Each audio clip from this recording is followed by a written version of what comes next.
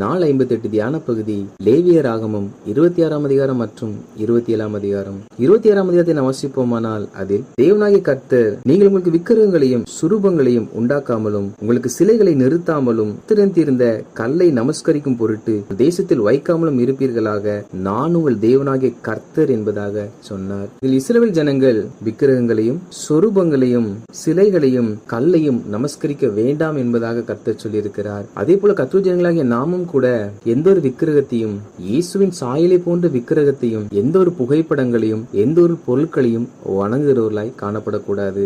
காரணம், நம்முடைய தேவன் இந்த எந்த பொருட்களிலும் அவர் வாசம் பண்ணுகிறவர் அல்ல.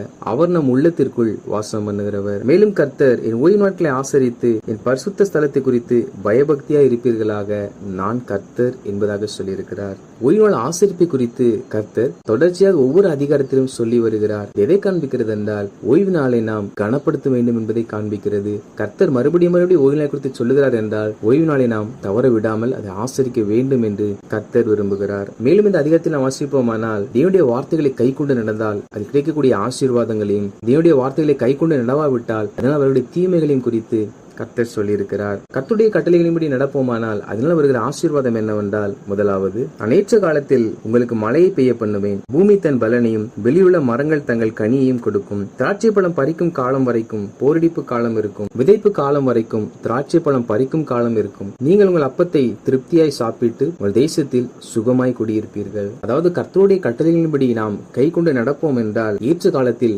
மழை வருமாம், விதைக்கிற எல்லா விதைகளிலும் செய்கிற எல்லா வேலையிலும் பூரணமான ஆசீர்வாதம் உண்டாகுமாம், ஜனங்கள் எல்லாரும் திருப்தியாய் சாப்பிடுவார்களாம், தேசம் சுகமாய் குடியிருக்குமாம். அப்படி என்றால் கர்த்தருடைய ஜனங்கள் கர்த்தருடைய வேதத்தின்படி நடக்கும் பொழுது அவள் வாழ்க்கையில் செழிப்புண்டாகும். இரண்டாவதாக, தேசத்தில் சமாதானம் கட்டளையிடுவேன், தத்தளிக்க பண்ணுவார் இல்லாமல் படுத்துக் கொள்வீர்கள், துஷ்ட மிருகங்களை தேசத்தில் இராதபடி ஒளிய பண்ணுவேன், பட்டயம் உங்கள் தேசத்தில் உலாவதில்லை, உங்கள் சத்துருக்களை துரத்துவீர்கள், அவர்கள் உங்கள் முன்பாக பட்டயத்தால் விழுவார்கள். அதாவது நாம் கர்த்தருடைய வேதத்தின்படி வாழும் பொழுது தத்தளிக்க பண்ணுவார்கள், துஷ்ட மனிதர்கள், நம்மை சத்துருவாய் பகைக்கிறவர்கள் எல்லாரும் ஒளிந்து போவார்கள். எனவே நாம் சமாதானமாய் வாழ்வோம். மூன்றாவதாக, உங்களில் 5 பேர் 100 பேரை துரத்துவார்கள், உங்களில் 100 பேர் 10,000 பேரை துரத்துவார்கள், உங்கள் சத்துருக்கள் உங்கள் முன்பாக பட்டயத்தால் விழுவார்கள். அதாவது ஆண்டுடைய பிள்ளைகள் கர்த்தருடைய வசனத்தின்படி நடக்கும் பொழுது அவள் வாழ்க்கையில் செய்கிற எல்லாவற்றிலும் ஜெயம் உண்டாகும். நான்காவதாக, நான் உங்கள் மேல் கண்ணோக்கமாய் இருந்து உங்களை பழுகவும் பெருகவும் பண்ணி உங்களோட என் உடன்படிக்கை திடப்படுத்துவேன். கர்த்தருடைய ஜனங்கள் கர்த்தருடைய வார்த்தையின்படி நடக்கும் பொழுது கர்த்தர் அவர்களை பழுகவும் பெருகவும் பண்ணுவாராம். வேதத்தின்படி வாழும் பொழுது நாளுக்கு நாள் விருத்தி அடைகிறவர்களாக காணப்படுவோம். ஐந்தாவதாக, உங்கள் நடுவில் வாசஸ்தலத்தை ஸ்தாபிப்பேன், என் ஆத்மா உங்களை யோசிப்பதில்லை, நான் உங்கள் நடுவிலே உலாவி உங்கள் தேவனாய் இருப்பேன், நீங்கள் என் ஜனமாய் இருப்பீர்கள். நாம் கர்த்தருடைய வார்த்தையின்படி செவி கொடுத்து நடப்போம் என்றால் கர்த்தர் அவருடைய வாசஸ்தலத்தை நம் நடுவே ஸ்தாபித்து அவர் நம் நடுவே உலாவி நம் தேவனாய் இருப்பாராம். எனவே கர்த்தருடைய ஜனங்களாகிய நாம் கர்த்தருடைய வார்த்தைகளை கை கொண்டு நடக்க வேண்டும். கர்த்தருடைய வார்த்தையின்படி நடந்தால் வருகிற ஆசீர்வாதங்களை நாம் பார்த்ததை போல கர்த்தருடைய வார்த்தைக்கு செவி கொடுக்காவிட்டால் வருகிற தீமைகளை குறித்தும் கர்த்தர் இதை சொல்லியிருக்கிறார். ஒரு மனிதன் கர்த்தருடைய வார்த்தையை கை கொண்டு நடவாவிட்டால், முதலாவது, கண்களை பூத்து போக பண்ணுகிறதற்கும் இருதயத்தை துயரப்படுத்துகிறதற்கும் திகிலையும் ஈலையையும் காய்ச்சலையும் உங்களுக்கு வர பண்ணுவேன். அது ஒரு மனிதன் கர்த்தருடைய வார்த்தைக்கு செவி கொடுக்காவிட்டால் முதலாவது மனதிற்குள்ளாக பயங்கள் உண்டாக ஆரம்பிக்கும், சோர்ந்து போக ஆரம்பிப்பார்கள். இரண்டாவதாக, நீங்கள் விதைக்கும் விதை விருதாவா இருக்கும், உங்கள் சத்துரு அதன் பலனை தின்பார்கள். அதாவது ஒரு மனிதன் கர்த்தருடைய வார்த்தைக்கு செவி கொடுக்காவிட்டால் அவன் விதைக்கிற விதைப்பில் ஒரு பலன் வராது. அப்படி பலன் வந்தாலும் அந்த பலனை அவன் புசிக்க முடியாதபடிக்கு அவனுக்கு எதிராக இருக்கிற ஒருவன் வந்து இவன் விதைத்த பலனை அவன் புசிப்பான். எனவே இந்த நிலை நமக்கு வராதபடிக்கு நாம் கர்த்தருடைய வார்த்தைக்கு கீழ்ப்படி நடக்கிறவர்களாய் காணப்பட வேண்டும். மூன்றாவதாக, உங்கள் சத்துருக்களுக்கு முன்பாக முறிய அடிக்கப்படுவீர்கள், உங்கள் பகைஞர் உங்களை ஆளுவார்கள், துரத்துவார் இல்லாதிருந்தும் ஓடுவீர்கள். கர்த்தருடைய வார்த்தைக்கு கீழ்ப்படியும் பொழுது நாம் ஜெயம் பெறுவதை போல நாம் கர்த்தருடைய வார்த்தைகளுக்கு எதிராய் செயல்படும் பொழுது எதிரிகள் முன்பாக முறிய அடிக்கப்படுவோம். யாரை நாம் பகைக்கிறோமோ அவர்களே நம்மை ஆளுகை செய்கிற நிலைமைக்கு நாம் தள்ளப்படுவோம். எனவே இந்த நிலை வராதபடிக்கு நாம் கர்த்தருடைய வார்த்தைக்கு கீழ்ப்படிந்து நடக்கிறவர்களாக காணப்பட வேண்டும். மேலும் கர்த்தர், இவ்விதமாய் நான் உங்களுக்கு செய்தும் இன்னும் நீங்கள் எனக்கு செவிகொடாதிருந்தால் உங்கள் பாவங்களின் நிமித்தம் பின்னும் ஏழத்தனையாய் உங்களை தண்டிப்பேன். அதாவது இந்த தீமைகள் எதனால் வருகிறது என்றால் தேவனால் அனுமதிக்கப்பட்டு வருகிறது. தேவனே இவைகளை அனுமதிக்கிறார் என்றால் இந்த தீமைகள் வரும் பொழுது நாம் உணர்வடைய வேண்டுமாம். அப்படி என்றால் சில இழப்புகள், சில வருத்தங்கள், சில கவலைகள் வரும் பொழுது நாம் அழுது கொண்டிராமல் ஏன் அவைகள் வந்தது என்கிற காரணத்தை நாம் உணர்ந்து கொள்ளுகிறவர்களாய் காணப்பட வேண்டும். இங்கே ஆண்டவராய் கர்த்தர் கீழ்ப்படியாதவர்களுக்கு சில தண்டனைகளை கொடுத்து, நான் தண்டித்தும் நீங்கள் உணராவிட்டால் பின்னும் நான் தண்டிப்பேன் என்பதாக சொல்லுகிறார். அப்படி என்றால் அவளை தண்டிக்க வேண்டும் என்பது தேவனுடைய நோக்கம் அல்ல. அவள் தங்கள் பாதைகளை திருத்திக் கொள்ளவே அவர் தண்டிக்கிறார். அதை உணர்கிறவன் தப்பி பிழைத்துக் கொள்ளுவான், உணராதவனோ மேலும் அதிகமாய் தண்டிக்கப்படுவான். தொடர்ந்து கீழ்ப்படியாதவருடைய நிலை என்னவென்றால், நான்காவதாக, உங்கள் வல்லமையின் பெருமையை முறித்து உங்கள் வானத்தை இரும்பை போலவும் உங்கள் பூமியை வெண்கலத்தை போலவும் ஆக்குவேன். உங்கள் பலன் விருதாவிலே செலவழியும், உங்கள் தேசம் தன் பலனையும் தேசத்தின் மரங்கள் தங்கள் கனியையும் கொடுக்க மாட்டாது. அதாவது நாம் கர்த்தருடைய கட்டளைகளுக்கு கீழ்ப்படியாமல் இருந்தோம் என்றால் நமக்கு இருக்கிற நல்ல அந்த பெயர் கெட்டு போகும். வானம் இரும்பாயும் பூமி வெண்கலமாகவும் மாறும். இரும்பில் இருந்தும் வெண்கலத்தில் இருந்தும் எந்த ஒரு செடியும் முளைக்காது. அதே போல ஆணுடைய வார்த்தைக்கு கீழ்ப்படியாதவர்களுக்கு இழப்பு நேரிடும். அவர்கள் எவ்வளவு பலனை செலவழித்தாலும் அதில் எந்த ஒரு பயனும் இல்லாமல் போய்விடும். அப்படி என்றால் தேவனுடைய வார்த்தைக்கு கீழ்ப்படியாவிட்டால் அவள் வாழ்க்கையில் குறைவு, தரித்திரம், பஞ்சம் ஏற்படும்.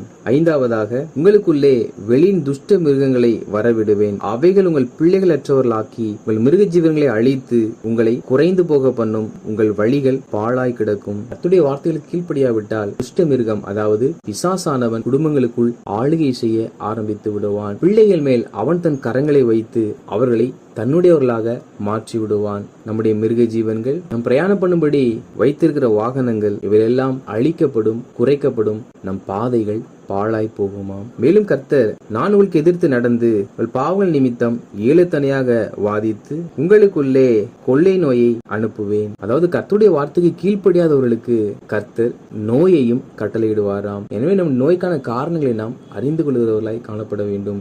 அப்படி தண்டனை பெறுகிற நபரை குறித்து கர்த்தர் சொல்லுகிற வார்த்தை என்னவென்றால், அவர்கள் தங்கள் அக்கிரமத்துக்கு கிடைத்த தண்டனையை நியாயம் என்று ஒத்துக்கொண்டால் என் உடன்படிக்கையை நினைப்பேன், தேசத்தையும் நினைப்பேன். அதாவது தண்டிக்கப்படும் பொழுது அந்த தண்டனைக்கு நாம் செய்த தவறு காரணம் என்பதை உணர்ந்து கொள்வோம் என்றால் கர்த்தர் நிச்சயமாய் நம்மை மன்னித்து நம்மை ஏற்றுக்கொண்டு நம்மோடு செய்த உடன்படிக்கையை நினைத்து மறுபடியும் நம்மை வாழ வைக்கிற நல்ல தேவனாய் இருக்கிறார். 27ஆம் அதிகாரத்தை நாம் வாசிப்போமானால் அதில் பொருத்தனைகளை குறித்து எழுதப்பட்டிருக்கிறது. முதலாவதாக விசேஷித்த பொருத்தனை என்பதாக சொல்லப்பட்டிருக்கிறது.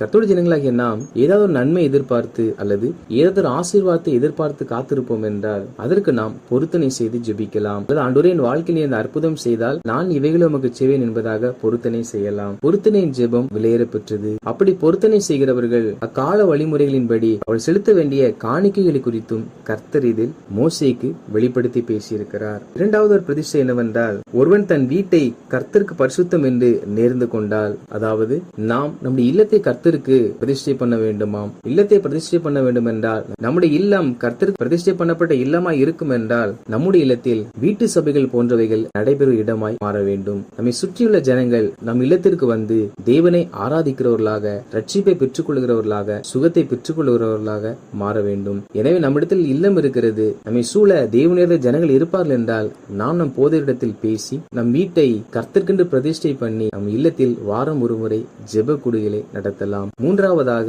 ஒருவன் தன் காணியாட்சியான வயலில் யாதொரு பங்கை கர்த்தருக்கு பரிசுத்தம் என்று நேர்ந்து கொண்டார். அதாவது நம்மிடத்தில் நிலங்கள் இருக்கின்றன, நானும் நம் உள்ளத்தில் பேசி நாம் தேவன் நம்ம கொடுத்த காணியாட்சியான பூமியிலிருந்து நாம் நம்முடைய சபை விரிவாக்கத்திற்காக ஒரு பங்கு நிலத்தை கொடுக்கலாம். அல்லது வெகு தூரத்தில் நமக்கு இடம் இருக்கும் பொழுது நம்முடைய சபைக்கு கிளை சபை உருவாக்கத்தக்கதாக நமக்கு இருக்கிற நிலத்தை நாம் கர்த்தர்க்கென்று பிரதிஷ்டை செய்து கொடுக்கலாம். நான்காவதாக, ஒருவன் தனக்கு காணியாட்சி வயலா இராமல் தான் விலைக்கு வாங்கின ஒரு வயலை கர்த்தருக்கு பரிசுத்தம் என்று நேர்ந்து கொண்டால், அதாவது இதில் தனக்கு இருந்த நிலத்தை கர்த்தருக்கு கொடுக்காமல் கர்த்தருடைய ஆலயம் கட்டப்படுவதற்கென்று நிலம் வாங்கி கொடுப்பதை குறித்து சொல்லப்பட்டிருக்கிறது.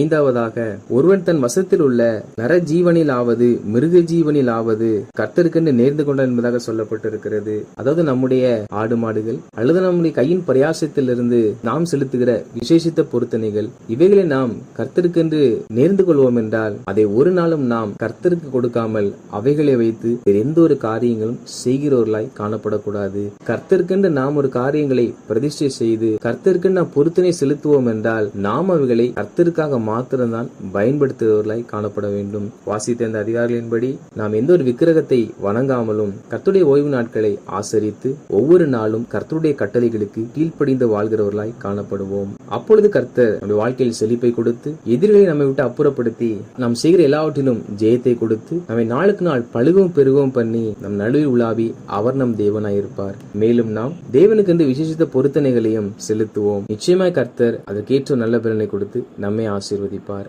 ஆமேன்.